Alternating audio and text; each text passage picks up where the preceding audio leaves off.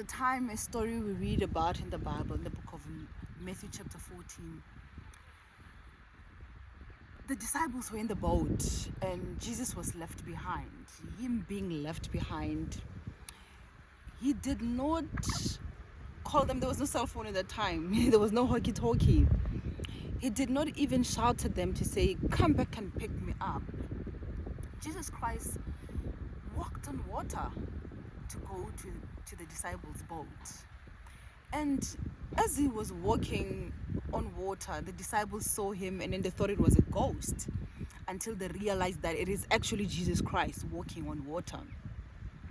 And Peter, we need a lot of Peters in our lives. Peter says, "If it's really you, Master, bid me to come." Jesus being Jesus, he said, "Come." And the Bible tells us that Peter fixed his eyes on Jesus and he walked on water. His eyes were fixed on Jesus and he was walking on water.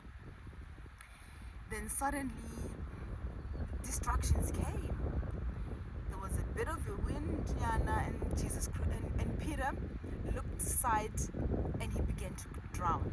And as he was beginning to drown, Jesus Christ saved him. And they were able to get back to the boat. But the learning here is that life is full of distractions. It could be distractions of other people's successes, distractions of other people making it in life, getting promoted, getting jobs, building new houses, changing addresses, getting married, businesses flourishing. You should not deter your attention. Keep on focusing on Jesus. Because when you're focused, no matter what is happening around you, it will not affect you. Many times we try and start, and like now it's half year. You said, okay, this year I want to go and study. This year I want to start a business. This year I want to change my job. This year I want to build a house. And then the next thing you know, you are going about life. And guess what? Your sibling or your friend or your colleague, they have done something better. And now you're like, no, I no longer want to start that business. I want to do something else.